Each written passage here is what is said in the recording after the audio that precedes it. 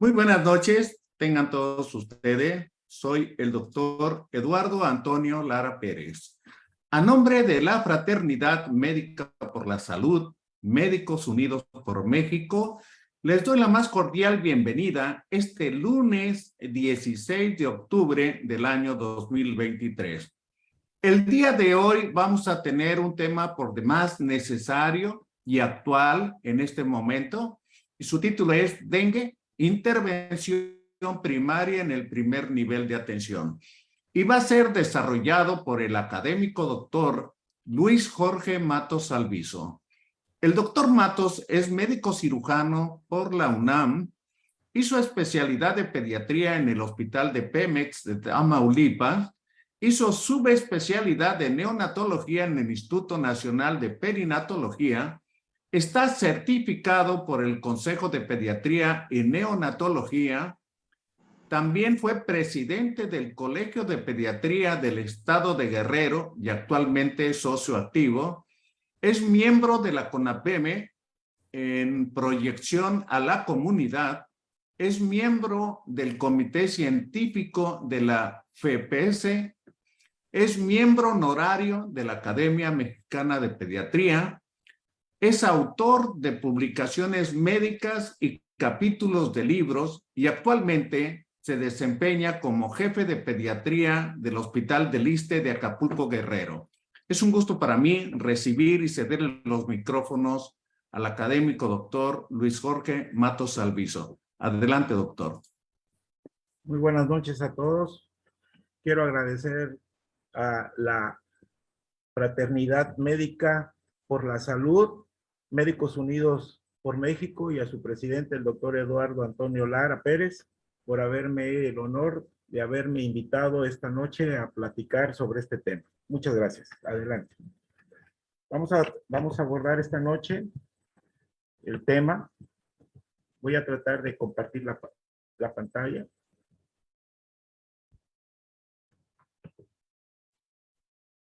El tema de esta noche, dengue, intervención primaria en el primer nivel de atención.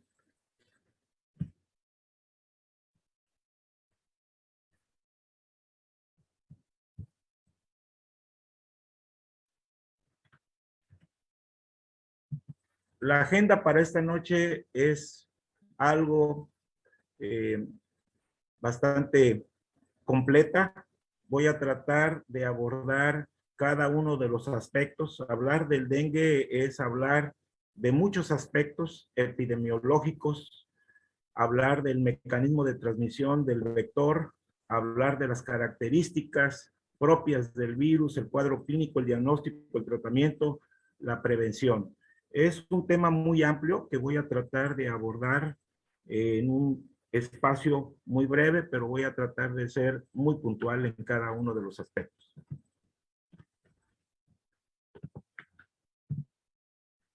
Empezaremos por la definición de esta enfermedad. El dengue es una enfermedad infecciosa, sistémica y de etiología viral.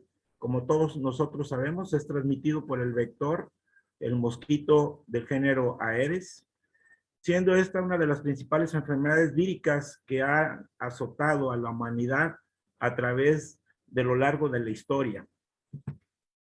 Y hablando de historia, tenemos las primeras referencias, como siempre, de las culturas más antiguas, la China, en la dinastía Jin, en los años 265 entre 420, ya se habla de esta enfermedad que se presentaba, ya se describía. Sin embargo, antiguamente se cree que en el África del norte, en el área de Egipto, ya también en la etapa de los egipcios lo presentaban, de ahí el nombre Ayikti, de las áreas de Egipto. La dinastía Tang, en 610, también reporta ya esta enfermedad haciendo estragos, haciendo epidemias, y Song, también de origen chino, en 992, lo describe como agua envenenada, con la relación que tenían las aguas estancadas con la enfermedad. Ya brotes más frecuentes se presentan en la India en 1635. Hay descripciones de brotes y epidemias en Panamá, en América Latina, en 1639, con la llegada de los españoles a las Américas. En 1779 también en 1779 en Asia, en 1780 en África, con el traslado de esclavos africanos a otras partes del mundo, principalmente a América. El primer reporte oficial de un caso lo describe Benjamin Rush y lo llama fiebre rompehuesos por la sintomatología que presentaba. Esto se reporta en 1789, para que en 1943 los japoneses Renkimura y Susumu aíslan por primera vez el germen. Pero en estas etapas solamente eran brotes aislados. Sin embargo, con la llegada de la Segunda Guerra Mundial y la participación de varios países del frente de los aliados y las potencias del eje, se intervinieron varios países y hubo una gran transporte de tropas de otros países, y entonces con esto se disemina esta enfermedad, se disemina el virus por otros continentes y se espacía por Europa, África del Norte y el Océano Pacífico. En 1975, el virus del dengue cubría ya la mayor parte del mundo, causando muerte principalmente en la población infantil, que era la más vulnerable, y para los años 80 la epidemia era común. En el año 2000 ya ocupa el dengue la segunda causa más común de enfermedad transmitida por un vector. Actualmente el panorama, comparado con las cifras de la Organización Mundial de la Salud para el año 2016, el dengue solo ocupaba 100 países. Hoy en el 2023 es de distribución mundial. En el 2016 afectaba de 50 a 100 millones de casos por año. Hoy afecta entre 100 a 400 millones de casos por año, y de esos muchos en el 2019 fueron reportados ya también como casos confirmados. En el 2016 hubo 22,000 muertes apenas, y hoy en el 2023 se habla de 3.5 millones de casos en América Latina. Y de todos ellos, 22,000 muertes anuales en el 2016, para hoy haber 1,823 muertes cada año. Los factores que prevalecen en la aparición del dengue, ¿por qué el dengue ha ido en creciente aumento? Este creciente aumento se debe a que la gran migración de poblaciones, la gran facilidad que hay para viajar en vuelos aéreos, y esta gran migración ha provocado concentraciones urbanas inadecuadas y no planificadas. El crecimiento global anuado al calentamiento global ha hecho que estos factores favorezcan el crecimiento y el desarrollo del dengue. Las pobres condiciones sanitarias de esas grandes urbes o de esos crecimientos poblacionales no planificados, que no cuentan con infraestructura de salud, y que esto da como consecuencia una nueva oleada. Actualmente en nuestro país, en México, tenemos la semana epidemiológica número 40, que es la más reciente, que es hasta el día 9 de octubre de este mes, en la cual vemos que se están presentando una gran cantidad de casos probables, porque no tenemos confirmación por prueba diagnóstica. Entonces vemos aquí en una línea una línea continua, los casos confirmados y los probables con puntos.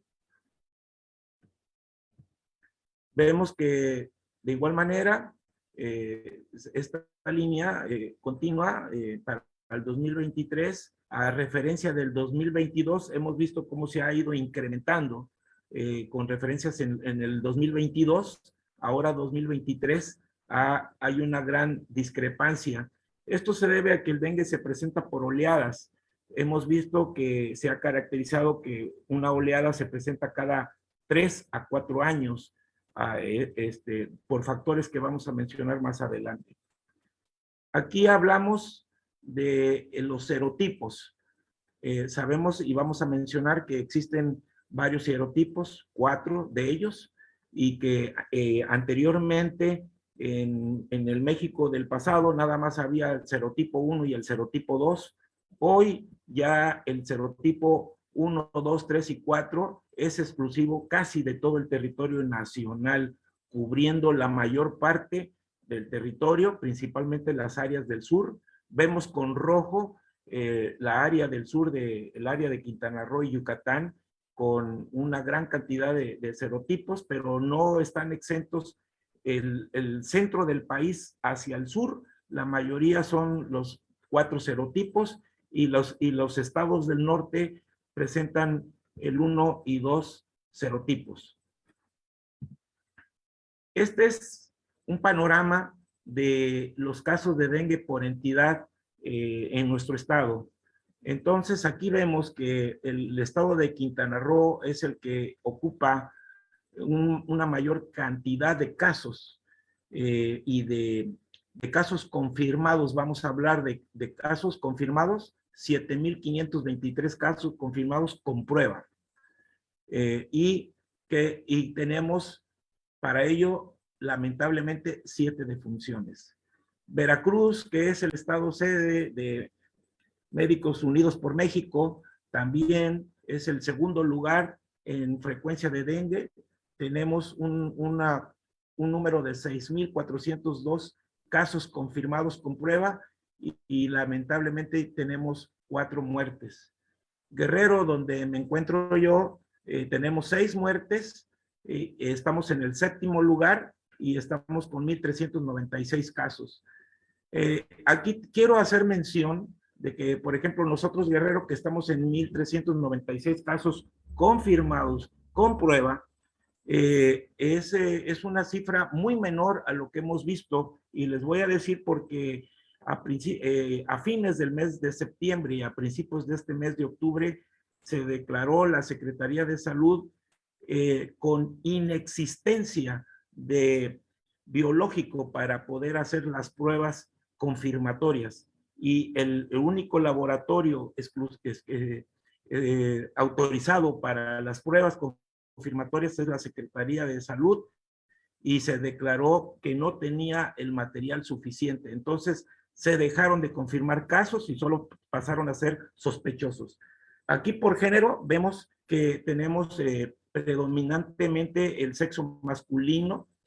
En dengue no grave aparece el masculino con el 45% de masculinos, y predomina el sexo femenino con 55%. No hay una gran diferencia. La literatura dice que afecta más al sexo femenino. Aquí vemos en el 2023 también afectando al sexo masculino con 47% y un predominio de un 43% para el sexo femenino.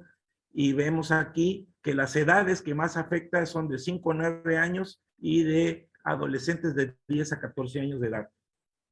Vemos aquí un cuadro en el cual nada más comparativamente para ver el estado más afectado, que es Yucatán, y volvemos a ver aquí que en la semana 40, perdón, que es la que estamos transcurriendo hasta el 9 de octubre de este mes, teníamos dengues no graves, 3,247, dengues con signos de alarma, 4,050, y así hasta un total de confirmados de 7,523. Para Veracruz, que es el segundo lugar, tienen un total de confirmados de 6,000 casos con 402, con una incremento en su tasa de funciones hasta de 6. Guerrero, que es mi estado, tenemos un total de 1,396 casos confirmados, a reserva de que nos quedamos aproximadamente 3 semanas sin pruebas confirmatorias. Entonces, pues pasaron a pasar parte de casos sospechosos. Zacatecas, lo quise poner aquí porque vean cómo está Zacatecas. Zacatecas totalmente en la semana 23, hasta la semana 23, vean el número de casos que están reportando, 0 casos. Entonces, por las situaciones del clima, la altura y muchas otras cosas más, pero esto quiero hacer mención que tienen que estar muy alertas porque como no están familiarizados con el dengue, no quiere decir que no puedan tener, entonces deben de tener mucha alerta ante la situación del dengue y ver los casos clínicos. El mecanismo de transmisión del dengue, como todos lo sabemos, es a base de la picadura de un mosquito, y de ese mosquito es de la especie Aedes aegypti, pero también hay otro tipo, o hay otro mosco que es el Aedes albopictus, que es el que predomina en esta parte del mundo, en América Latina, y son estos dos tipos de moscos. Anteriormente solamente era exclusivo el Aedes aegypti, pero ya no es exclusivamente el Aedes aegypti. Ahora también tenemos otro compañero que es el Aedes albopictus, y que esto está ayudando a que se incrementen los casos. No hay que recordar y no hay que olvidar que estos mismos son los transmisores de Zika, Chik y chikungunya, y también para el Medio Oriente el virus del Nilo Oriental. Estas especies tienen la característica que habitan en latitudes de 45 grados de latitud norte a 35 grados de latitud sur. Prácticamente son climas tropicales y subtropicales, pero hemos visto que ha migrado de esos climas tropicales y ahora antes se decía que no rebasaba los 1,200 metros de altura. El mosco no sobrevivía a más altura, pero estamos viendo que cada vez el mosco está mutando y está teniendo más resistencia, y ahora vemos que está por cifras arriba de los 2,000 metros hasta los 2,200 metros. Cuernavaca es uno de los estados que tiene una gran cantidad de dengue y de defunciones, sobre todo es el primer lugar, y Cuernavaca está a 1,460 metros sobre el nivel del mar. El mosco, el clima ideal para él es de 15 grados a 42 grados, un clima templado a muy caluroso, y es por eso que respeta las áreas de países invernales o de climas muy fríos. Se reproduce en recipientes principalmente que contienen agua, y el ciclo de este vector es de dos formas. Tiene un ciclo acuático en el cual el ciclo acuático consta de el huevo que pone la hembra, la larva, pupa, y después se vuelve adulto. Todo esto en un periodo de 7 a 13 días, y una vez que se vuelve adulto, el promedio de vida es de 1 mes. Una hembra adulta puede procrear o dar hasta 100 huevos por tanda, y pone aproximadamente esa cantidad de huevos cada 4 o 5 días, y generalmente su actividad es en las mañanas muy temprano, cuando no hay mucho calor y todavía está la penumbra de que está iniciando el día, o al final del día cuando empieza la noche. Esas son las horas en que más el que más se disipa. El mosco es muy doméstico y generalmente habita en las zonas de donde habita el humano, y no se extiende más de 100 metros alrededor de la vivienda. Y una de las cosas que les quiero comentar aquí, que el mosco es más doméstico que el perro. Hay casas que no tienen perros, pero moscos no respetan. Entonces, es por eso también una de las estrategias que el mosco tiene para poder sobrevivir. Las hembras son las encargadas de transmitir la infección debido a que la hembra necesita de las proteínas que contiene la sangre humana o de los animales para poder fertilizar y dar una vida más fértil a los huevos. Entonces es por eso que la hembra es la que pica y no el mosco macho. El mosco macho, él se alimenta de néctares, de frutas o de otros extractos de flores, y la hembra tiene que ser alimentada. La hembra que está en periodo de gestación tiene que alimentarse con sangre porque necesita las proteínas que tiene la sangre para poder reproducir el huevo. Otras vías de transmisión que no voy a entrar en detalle porque no es el objetivo de la plática, es nada más para no olvidar que existen otras vías de transmisión que son la transmisión vertical, que es muy rara, pero que sí se ha presentado hasta en un 0.3%, transfusional y de origen sexual a través de contacto puede transmitirse el virus. El dengue, la estructura del virus es una ARN virus del género Flavivirus, de la familia Flavidae, de un genoma ARN de cadena simple. Es una polaridad positiva y tiene un tamaño de 11 kilobytes. Tiene 3 proteínas estructurales y está rodeado por una cápside, una premembrana y una envoltura, lo que le hace muy resistente, y tiene 7 proteínas no estructurales, de las cuales son la proteína SN1, de la 2, y de la 2 existe la A y la B, la NS3, la NS4A y la NS4B y la NS5. En función de sus diferencias antigénicas y genéticas del virus, el virus, como todos sabemos, existen 4 genotipos, 4 serotipos: el dengue 1, el dengue 2, el dengue 3 y el dengue 4.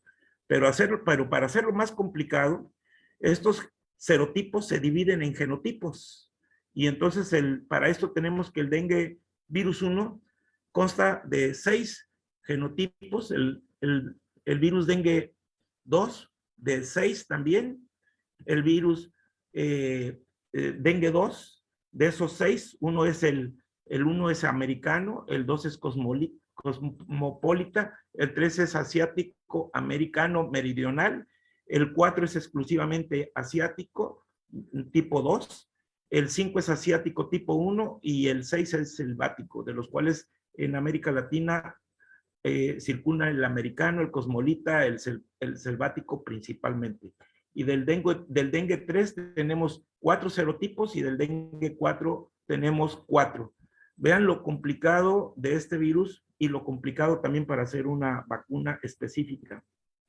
La infección humana por un serotipo produce inmunidad para toda la vida. El infectarse de dengue es garantía de que vas a tener inmunidad para ese serotipo exclusivamente, pero vas a quedar vulnerable para los otros 3 serotipos.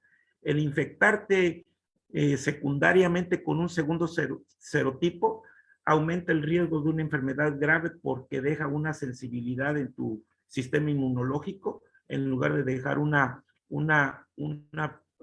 inmunidad permanente.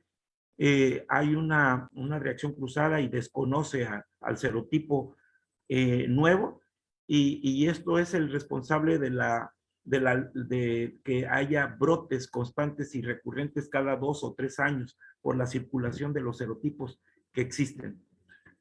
La fisiología es muy complicada. En el dengue existe una disfunción prácticamente endotelial, pero no es porque el virus infecte directamente al endotelio, sino produce una cascada de trastornos a nivel de la microvasculatura endotelial y todas estas de origen inmunológico que van a provocar una permeabilidad y una microvascularidad favorable que es lo que va a provocar la fuga del contenido vascular. Esta alteración transitoria da como consecuencia que da alteración en la filtración de las proteínas y de la albúmina, dando lo que comúnmente es la hipoalbuminemia y la proteinuria. La respuesta inmune iniciada, una vez que entra en contacto el virus con el hombre, esto produce una reacción importante con una producción de interferones de tipo 1 y se activa el sistema de complementos donde la proteína S1 tiene un factor altamente inmunológico, con producciones exageradas de inmunoglobulina G1 que predominan y la IgE3. Los IgM se detectan quinto o sexto día después de la infección por el método de ELISA y pueden permanecer positivos estos marcadores IgM de 2 a 3 meses. ¿Qué sucede cuando hay una respuesta inmune en una segunda infección? Ante una segunda infección por dengue virus, se observa una respuesta de IgG acelerada en contraste a una IgM disminuida.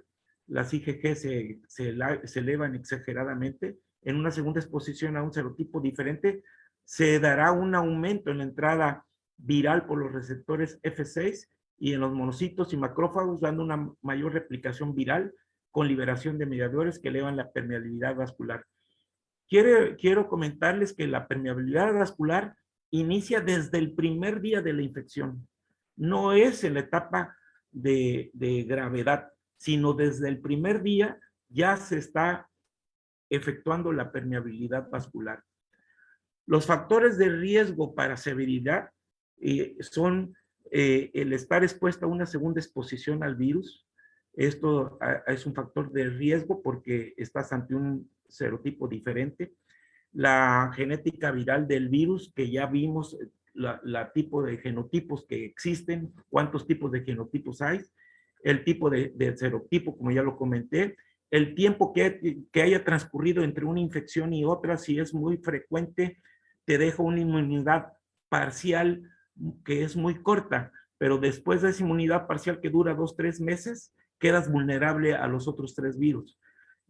También otro factor es la comorbilidad, que tengas factores, el paciente de desnutrición, de enfermedades oncológicas, de diabetes, de hipertensión, embarazo, de gentes de edad adulta y también gentes que vivan en carencia social o que sean abandonados, que no estén con una asistencia continua por algún familiar. La edad, entre menor sea la edad o el extremo de la vida, es también un factor de comorbilidad y el hecho de que circulen en su zona de residencia 2 o más serotipos, que ya vimos que en México la mayor parte ya existen los 4 serotipos. El cuadro clínico del dengue se presenta después de haber sido infectado, después de haber sido picado por un mosquito hembra, y este inicia un periodo de incubación de 3 a 7 días, que en esos 3 a 7 días puede el paciente estar asintomático o tener síntomas subclínicos.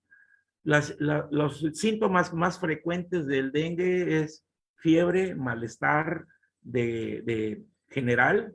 La fiebre se caracteriza por ser alta, de inicio brusco, súbito, y pues esta fiebre pues produce cefalea, dolor retroocular, mialgias, artralgias, puede estar acompañada de náuseas y vómito, el paciente se siente cansado, puede haber un rubor o un eritema o un prurito muy fino y raramente llega a haber sangrado al inicio. Las características de la enfermedad por dengue es de inicio súbito, es una enfermedad sistémica, ataca a todo el sistema en general, es dinámica de acuerdo a la evolución o al tratamiento, es la dinámica que va a tener y las manifestaciones van desde las no graves hasta las graves y complicadas.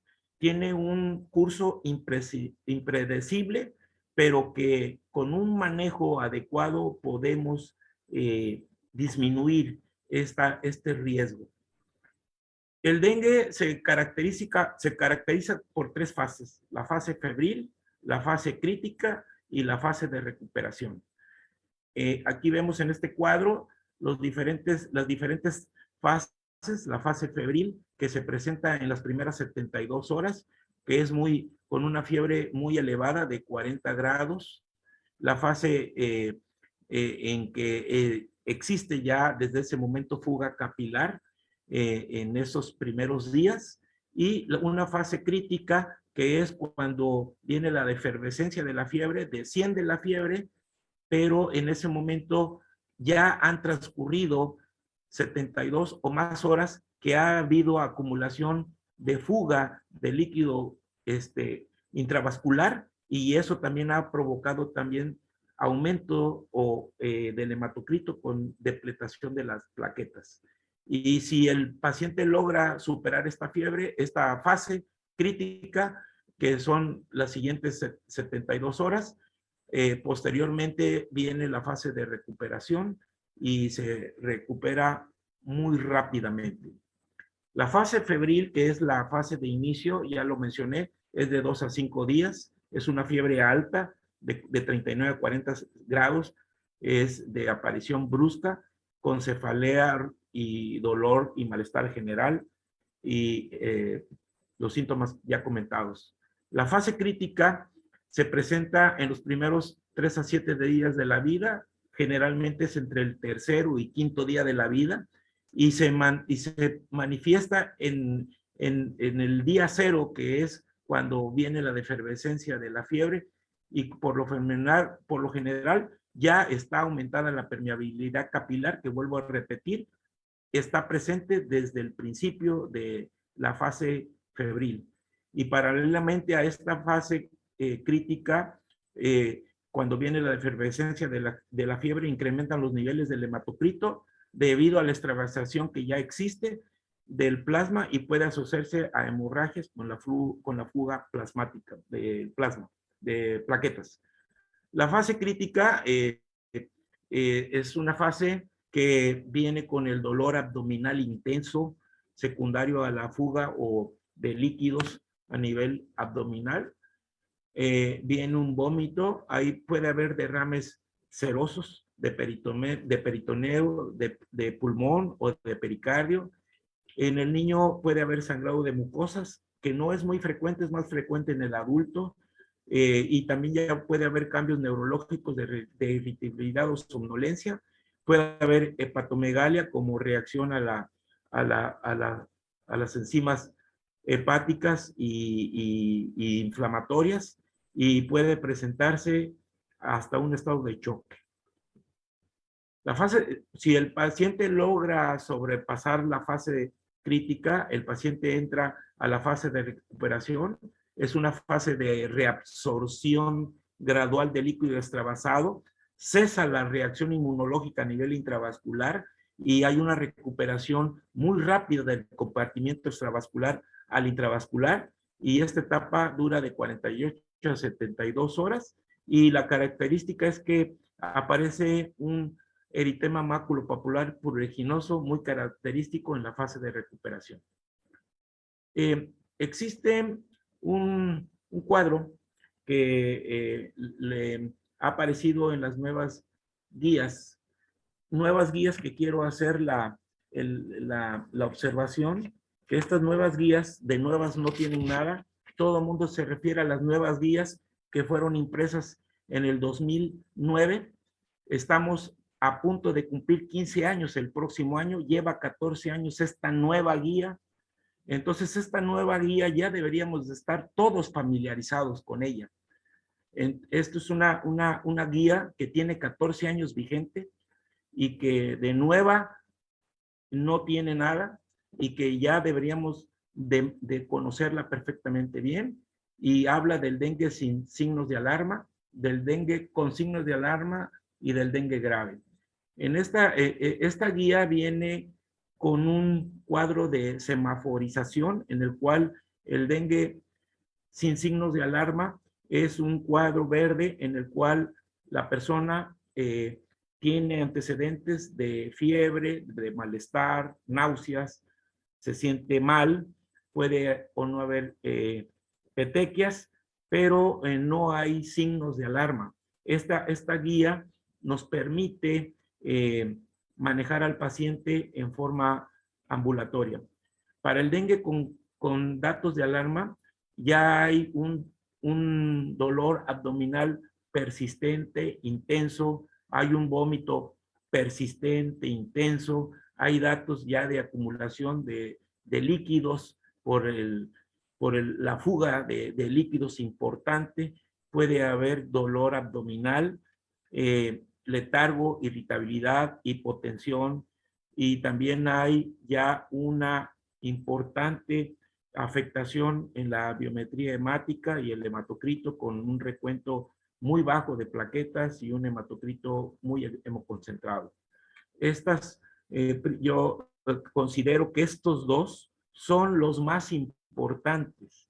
Todos queremos aprender a manejar un choque, queremos aprender un dengue grave, pero estas dos son las claves para poder en un momento dado darle el pronóstico de que ese paciente va a tener que llegar a ser hospitalizado porque va a tener que presentarse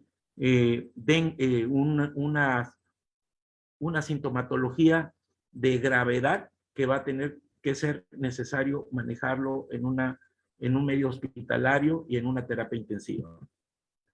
El abordaje del paciente, del paciente con dengue, no es hacer el diagnóstico, sino hay que interrogar al paciente para poder saber si tiene o no sospecha de que está cursando con un dengue. Hay que interrogarlo, hay que saber exactamente en qué etapa del padecimiento está, en qué fase, si está en la fase febril o de gravedad, y esto de acuerdo a las etapas y a los signos que ya vimos. Si presenta o no signos de alarma, hay que hacer una exploración física detallada, y el hecho de que venga de una zona endémica, pues que prácticamente ya en México todo es endémico, principalmente del centro del país hacia el sur, ya son zonas prácticamente endémicas donde circulan los 4 virus y no hay estado que no esté libre de dengue, y obviamente las características de la vivienda en donde habita la persona. Si vamos a monitorizar al paciente, es necesario conocer los signos vitales de los pacientes y necesitamos tomarle la tensión arterial.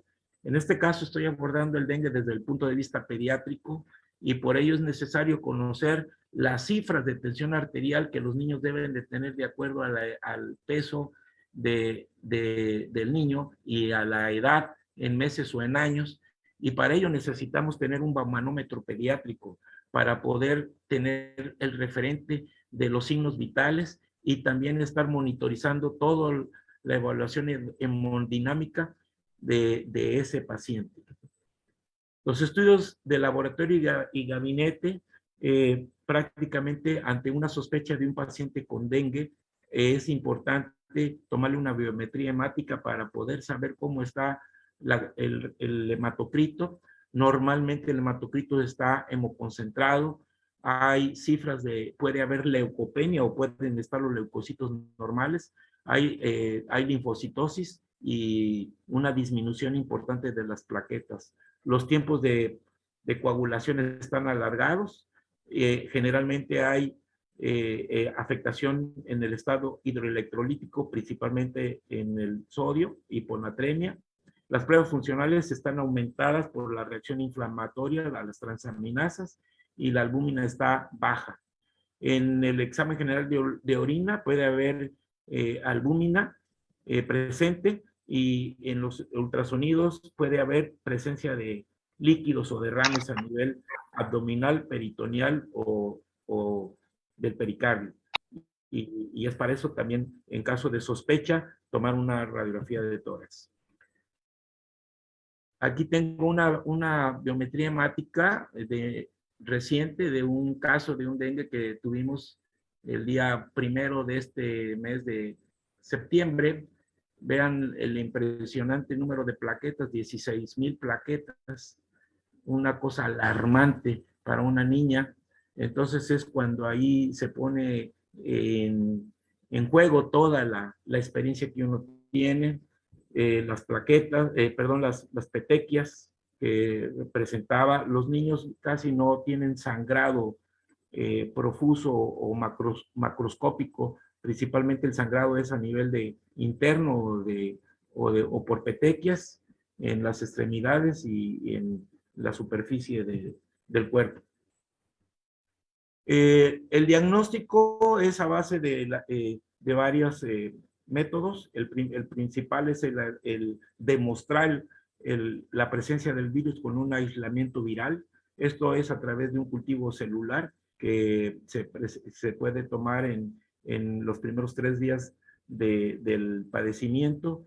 Es muy difícil porque tiene que ser en un laboratorio especial para ello, o de cultivo de virus, pero tenemos la PCR, la prueba de PCR que se puede hacer en los primeros 5 días de la vida, específica para dengue, NS1, las pruebas serológicas con la detección del antígeno en los primeros 5 días de vida, como lo dije, la prueba NS1, o por la determinación de ELISA para IgM después de del quinto día, y esta prueba ELISA está positiva entre el quinto y el 28 día, pero generalmente en los primeros 5 días la detección del antígeno NS1 es la prueba angular, de la piedra angular del diagnóstico. Hay también otra que es la inhibición de hemaglutinación para IgG, que esto ya se presenta posterior a un cuadro de dengue y persiste hasta la primera y la cuarta semana. Los métodos diagnósticos en fase febril, el cultivo viral, como ya lo mencioné, es específico y sensible en un 80-90%, y en la fase de efervescencia, cuando la fiebre cede, la prueba es muy positiva, en el cuarto al quinto día de inicio de la fiebre al antígeno SN1. La fase de convalescencia, después del séptimo al 10 días, se puede diagnosticar con una IgM o IgG positiva, y en casos de una reinfección por otros serotipos, la IgG siempre va a estar presente o va a estar muy elevada cuando haya un caso de una reinfección. Aquí podemos ver las pruebas que ya mencioné de acuerdo a los días específicos. Al quinto día, primero al quinto día la PCR, en los primeros 7 días la prueba para ELISA y posteriormente la IgM y la IgG. Hay que también considerar que tenemos que hacer el diagnóstico diferencial con otras enfermedades. El mosco también transmite otros virus, como es el virus del Zika, del Zika, chikungunya, sepsis, malaria, fiebre amarilla, leptospirosis, hepatitis viral, riqueza, leucemia, etc. Tenemos que hacer también el diagnóstico diferencial porque no todo es dengue, o puede tener dengue y cursar con cualquiera de estas manifestaciones, que serían los casos más severos que podríamos tener. El manejo clínico y el tratamiento es muy simple, es muy barato, es muy efectivo. No hay nada nuevo del dengue. Yo no vengo a hablarles de nada nuevo. Vengo a hablarles de una moda, pero no les estoy hablando de ninguna actualización. El dengue es tan antiguo como cada uno de nosotros. Lo único es que no estamos familiarizados con el tratamiento, y el tratamiento es simple, es barato y muy efectivo. No es específico del especialista. El dengue debe de ser manejado por el médico de primer nivel de atención, llámese médico general, llámese especialista, llámese cualquier médico, debe de tener nociones de esto. Y todo médico debe de saberlo manejar, y el primer nivel de atención es clave, es importante para decidir el pronóstico de un paciente si termina o no en la terapia intensiva. Hay que unificar el manejo en el sector público y privado. Hay mucha discrepancia En el sector privado, no, médicos especialistas, quiero decirlo, hay médicos especialistas que nunca han tratado un dengue, nunca han visto un dengue. Así con esas palabras se los digo. Hay médicos generales que nunca han tratado un dengue. Y cuando llegan, lo primero que les dan son AINES, antibióticos, y después de ahí ya los mandan complicados al sector público. Entonces, hay que unificar criterios. Ahí están los cuadros, ahí está la semaforización, ahí están las nuevas guías que tienen 14 años, que están los semáforos para que todos conozcamos los signos de alarma y de prevención de complicaciones. Entonces, la clave del manejo es la identificación de las diferentes fases del dengue. Y prevenirlo. Prevenir el choque es tratar precozmente y eficazmente el dengue para evitar la muerte. Los criterios para iniciar un manejo correcto es de acuerdo a las manifestaciones clínicas. Para iniciar el manejo hay que identificar la fase en la que está. Primero, no es importante el diagnóstico con una prueba confirmatoria, es identificar primero, ¿tiene dengue? ¿Es dengue? ¿Estoy seguro que es dengue? ¿En qué fase está? Y segundo, presenta o no signos de alarma. Ahí tienen ya el semáforo de las nuevas guías entre paréntesis que todos debemos de tener en nuestros consultorios. Y clasificar de acuerdo al grupo en que se encuentre el paciente. Tenemos un cuadro en el cual, de acuerdo a los signos que presenta el paciente, se puede clasificar en grupo A, B y C. Y en estos grupos, de acuerdo a los signos que presente de alarma o de no alarma, es la clase de grupo en el que va a estar y el tratamiento que se le va a dar. El tratamiento para el grupo A son dengue sin signos de alarma y que el manejo puede ser ambulatorio siempre con la supervisión diaria del paciente del médico hacia el paciente. Y el grupo B se divide en grupo B1 y grupo B2. El grupo B1 es para aquellos que son vulnerables o que tienen alguna comorbilidad y que estos pacientes deben de todas a todas ser manejados en forma con internamiento, aunque no tengan signos de alarma. Y el grupo B2 es para los que tienen signos de alarma y que deben de ser manejados en forma de internamiento. Y finalmente el dengue grave, que va a tener que ser manejado en una terapia intensiva. En Acapulco y en el estado de Guerrero solamente tenemos una terapia intensiva para pacientes pediátricos, que es el Hospital General. Entonces, díganme ustedes, ¿a dónde voy a meter dengues graves con choque, que fueron mal manejados, mal identificados y que no fueron oportunamente diagnosticados? ¿En qué terapia los voy a manejar? No van a alcanzar las terapias de ningún país, de ningún estado para poder manejar estos grupos. El objetivo es que no llegue este paciente a chocarse. Y este trabajo se hace en este nivel. Aquí es donde el nivel de atención debe de prevalecer. En el primer nivel de atención, la atención primaria debe de ser el nivel de atención responsable del seguimiento y manejo de los pacientes confirmados con dengue del grupo A. Y ellos decidirán en el futuro si deciden un nivel de atención mayor o una terapia intensiva. Entonces, aquí es donde debemos de enfrentar el dengue en estos grupos de atención. Para el grupo A, la valoración clínica diaria, una biometría hemática para ver cómo están el recuento de células sanguíneas y si tiene o no signos de alarma y si está cursando con un periodo de efervescencia, porque es muy, muy importante determinar que posiblemente está en un periodo de efervescencia y eso puede agravar la situación si no interrogamos adecuadamente al paciente.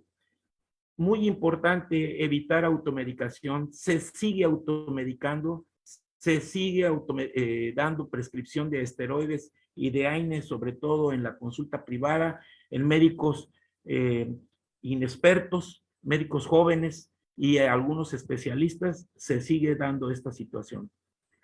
Para el grupo A, el manejo debe de ser solamente un manejo ambulatorio, hidratación de la vía oral, no dar ningún otro tipo de medicamentos más que el paracetamol a 10 miligramos por kilo de kilodosis, no pasar de 4 gramos al día.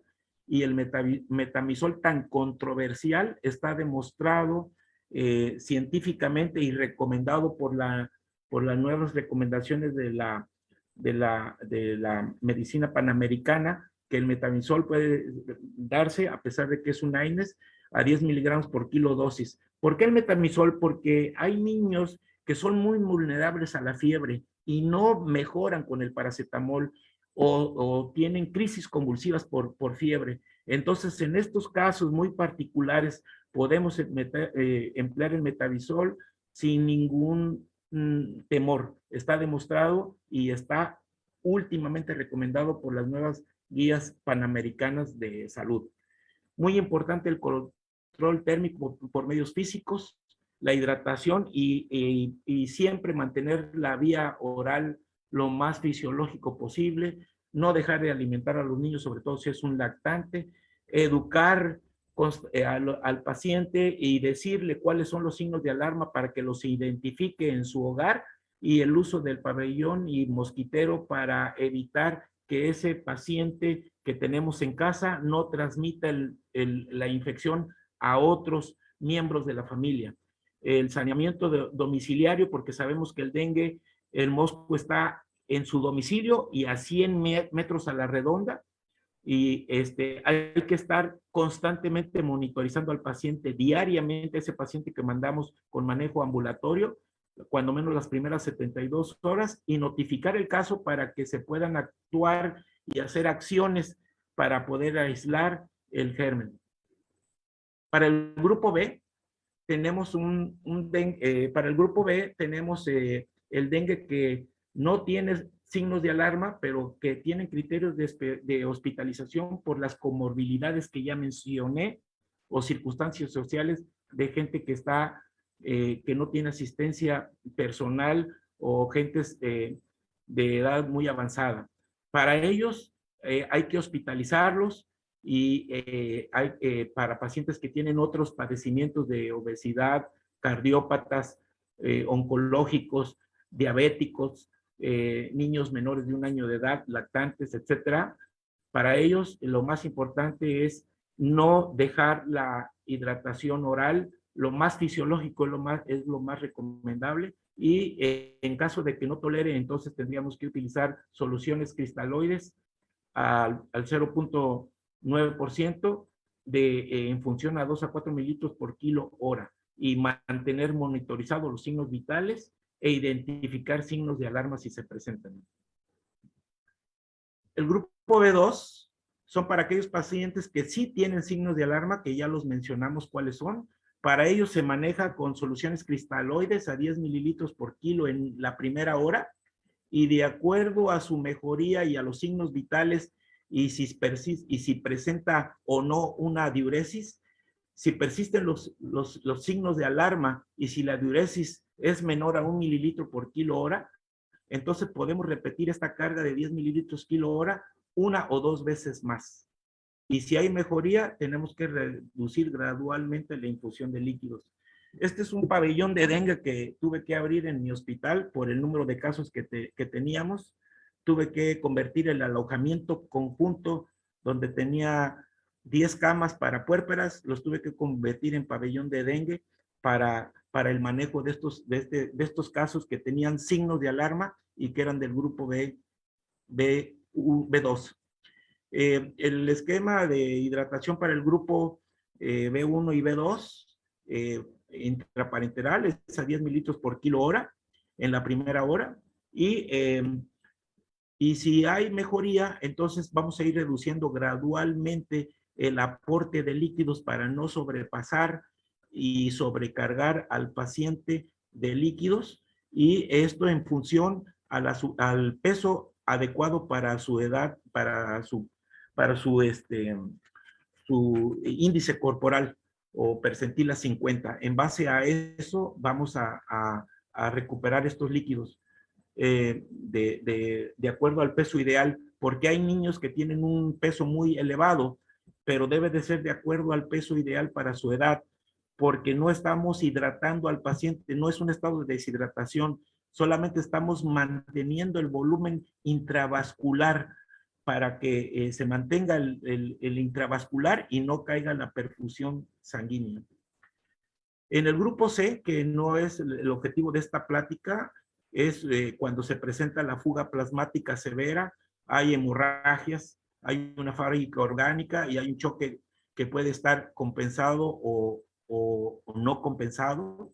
Para estos pacientes se aborda con boles de 20 mililitros por kilo en 10 a 15 minutos. Lo menciono porque los médicos de primer contacto pueden llegar a tener contacto con un paciente chocado.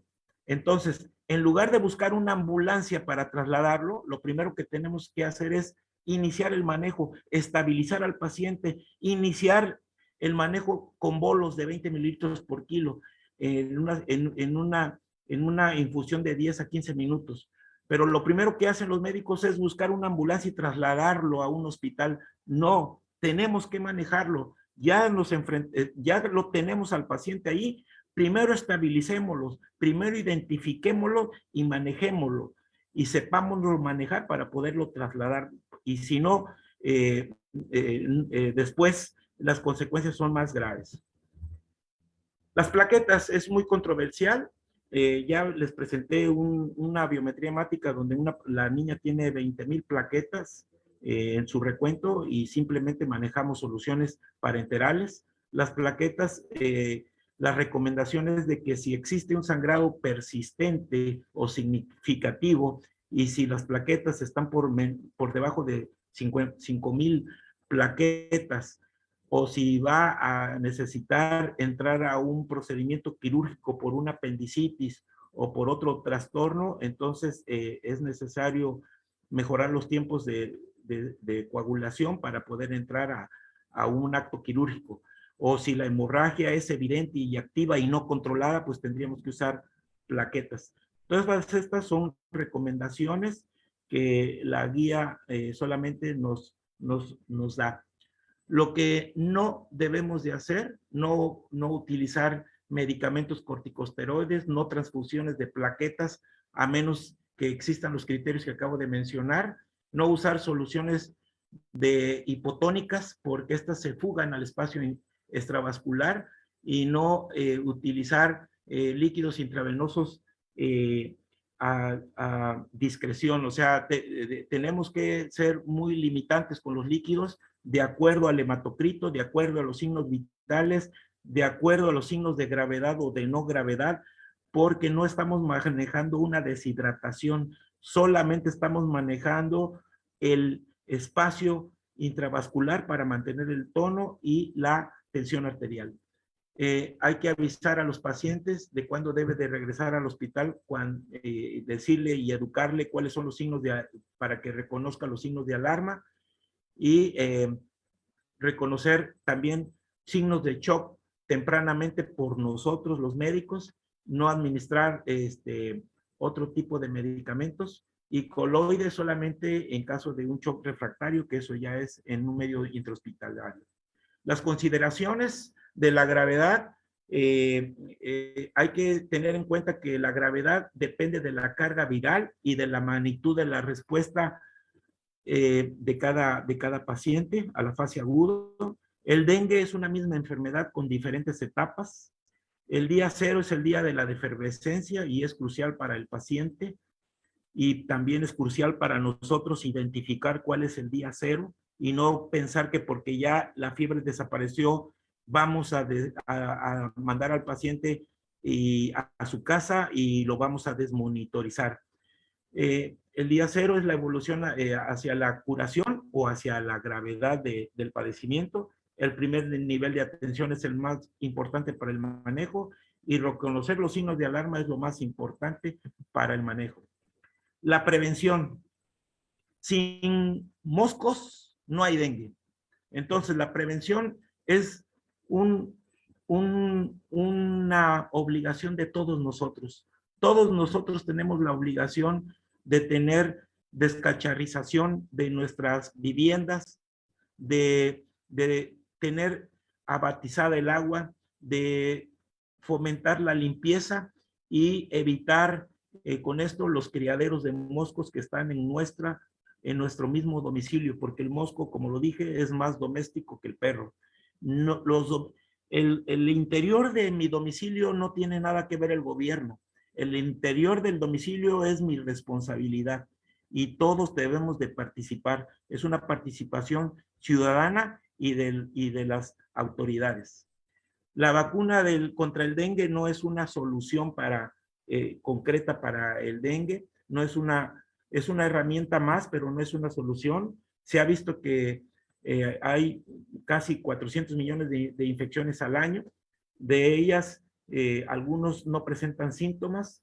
La vacuna, existen dos vacunas ya inventadas en el mundo, la Sanofi Pasteur, que es Dengavaxia, que es la que se encuentra en nuestro país, y la Qdenga, que de las ambas contienen los 4 serotipos, pero vean la eficacia para el máximo, el serotipo número 4, que es el que más cubre, es el 77%, y el dengue, el serotipo 2, 42, casi menos del 50% de efectividad y de eficacia. Entonces, prácticamente no se ha podido desarrollar una vacuna. En Filipinas, en el 2018, la Dengavaxia provocó un aumento en el riesgo de severidad en los niños, porque existen dos hipótesis. La primera de ellas dice que actúa como una primoinfección. Un niño que nunca ha sido infectado por el dengue, si le pongo la vacuna, va a actuar como una primera infección y al entrar en contacto con una segunda infección va a desencadenar una reacción mayor. Entonces esa es una situación que metió ruido y actualmente se está recomendando la Organización Mundial de la Salud que se debe de vacunar a los niños entre 9 a 15 años de edad y en zonas específicamente endémicas y que de preferencia hayan tenido una infección previamente confirmada con una prueba. Esa es la condición para vacunar, para evitar que no actúe como una primoinfección y haya una segunda reacción más aparatosa ante un segundo exposición al virus. Y el costo, pues todavía no se ha podido abaratar, es una situación que económicamente es todavía un poco costosa. Concluyendo, el dengue ha sido en el pasado, señores, no es algo nuevo. En el presente y en nuestro futuro un problema de salud pública. No vine a hablarles de nada nuevo, no vine a actualizarlos. Necesitamos más eficiencia de los programas de su control, tanto de los programas gubernamentales como los nuestros propios de nuestro hogar. Las autoridades sanitarias prefieren atender las contingencias para combatir las epidemias en lugar de implementar medidas de prevención. Y el animal más mortífero del mundo es y son los mosquitos. Y para muestra, vean, después del ser humano, el mosquito es el que más muertes produce. Para aquellos que tanto temor le tienen a los tiburones solamente producen 10 muertes al año. Y ahora que están de moda las chinches, miren, vean, producen 10,000 muertes al año las chinches y los vectores van en aumento. Entonces, estamos ante un animal sumamente peligroso, que es el dengue. No se va a ir, se va a quedar, va a aumentar. Tenemos todos que ser expertos en dengue, todos tenemos que dar conferencias de dengue, de las nuevas guías que tienen 14 años y que están a punto de cumplir 15. Esta es una panorámica de mi pabellón de dengue. Esto es lo que mis niños ven. Posiblemente esto les ayuda a su recuperación y esto es lo que todos los días veo desde mi hospital, la Bahía de Santa Lucía de Acapulco, Guerrero, y mi pabellón de dengue. Muchas gracias por su atención y espero que haya logrado satisfacer y reunir las expectativas.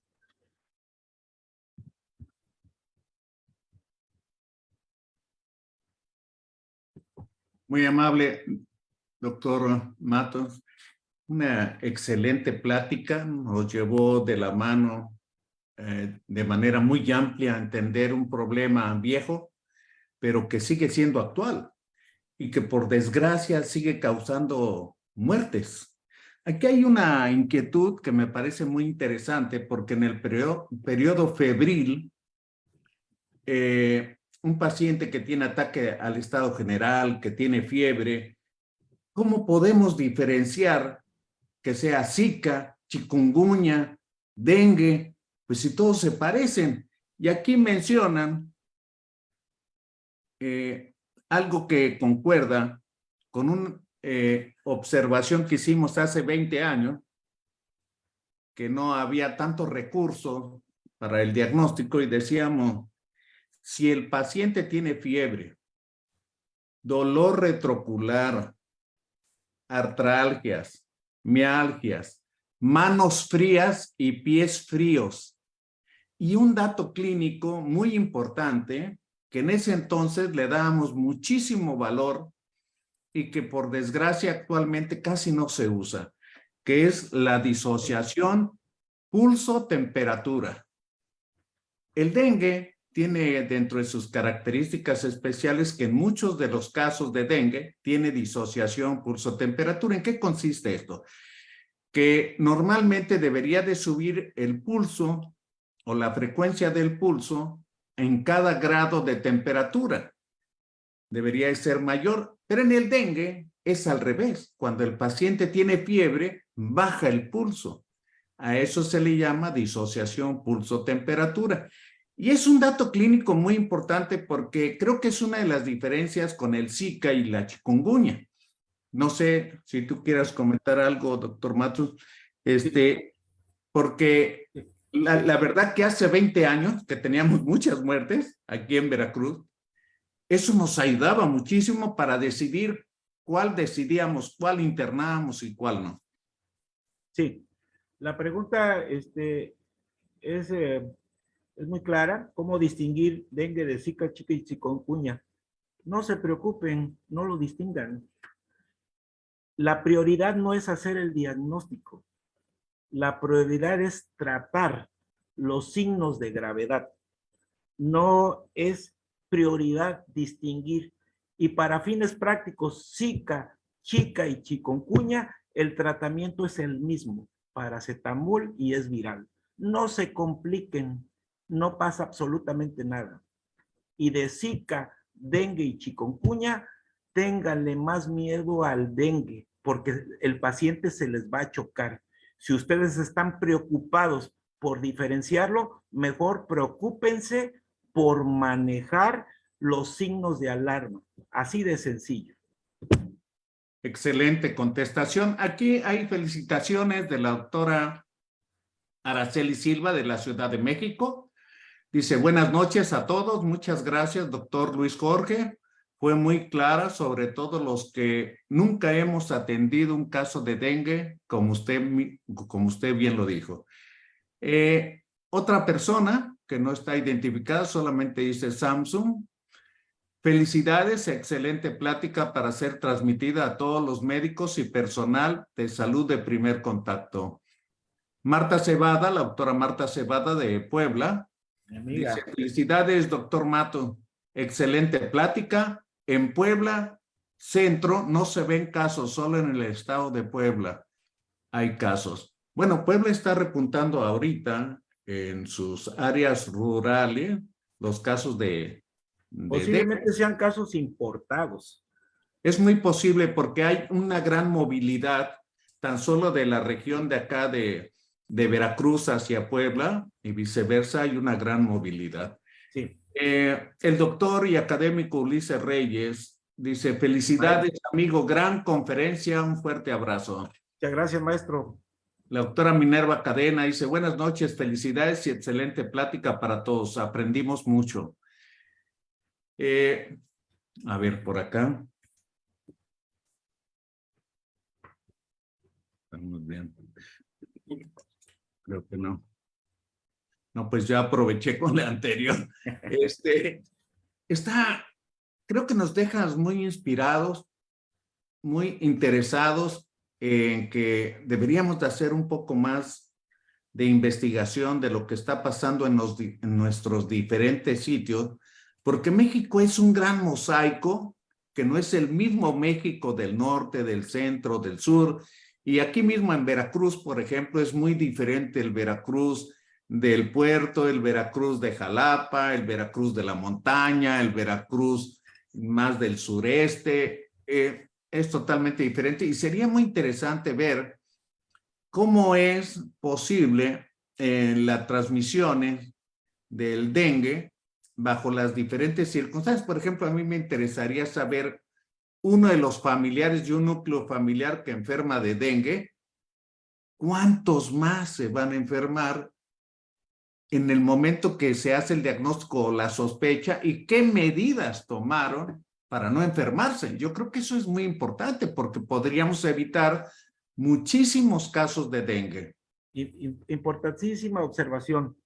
Hay que utilizar métodos de barrera que son mosquiteros, que son repelentes, que son ropas de manga larga, pantalones, pants, pero muy importante, si tú tienes un enfermo de dengue, tienes que tener pabellón. Eso asegura de que ese dengue que es más doméstico del perro y que lo tienes en tu casa y que ya infectó a uno de los miembros de la familia, te va a infectar a ti. Entonces tienes que tener pabellón. Pabellón para el enfermo que tienes en casa. Entonces hay que utilizar los métodos de barrera, la abatización del agua en los depósitos de agua, tapar los depósitos de agua y utilizar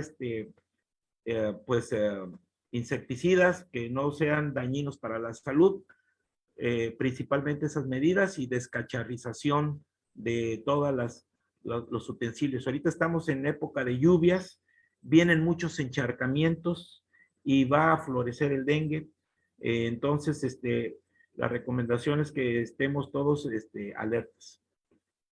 El doctor académico y expresidente de la Academia, Julio César Ballesteros, felicidades, excelente plática para ser transmitido a todos los médicos y personal de salud de primer contacto. Totalmente. Gracias, amigo Ballesteros. El doctor Jiménez, muchas felicidades, excelente información. En verdad, muchas gracias por tan valiosa información. Saludos desde Chiapas, hermosa la bahía Santa Lucía de Acapulco. Sí, qué envidia, ¿eh? Y aparte el doctor cobra por ir a trabajar, ¿no? Bueno,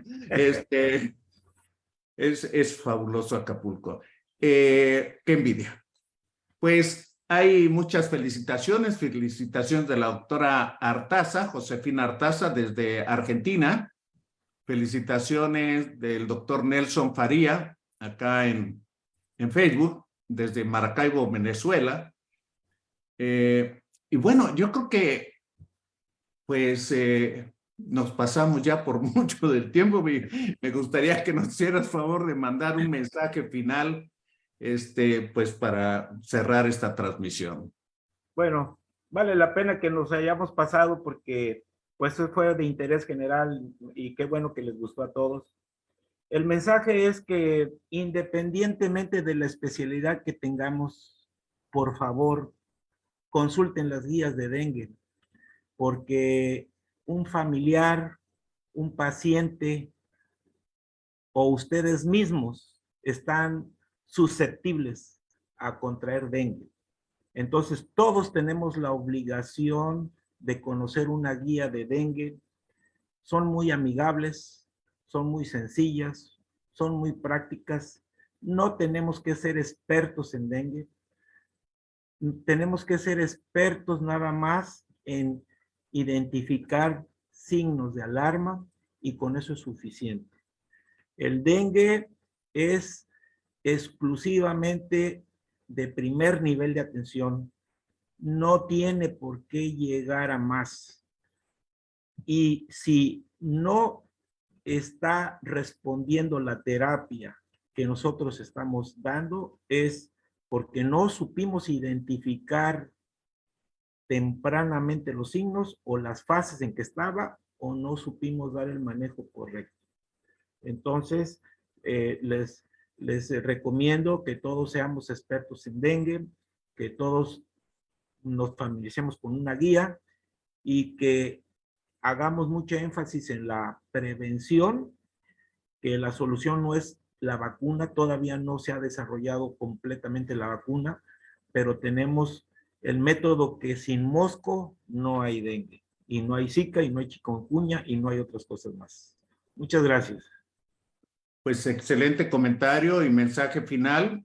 Y no me queda nomás que agradecer de parte de la Fraternidad Médica por la Salud, Médicos Unidos por México, al académico doctor Jorge Luis Matos Alviso, su excelente participación. Este video estará públicamente en nuestro canal de YouTube en unos minutos. Les agradezco a todos los que nos hicieron el favor de su presencia aquí en el salón de Zoom, en las plataformas de Facebook y YouTube Live. Muchas gracias, buenas noches y hasta pronto.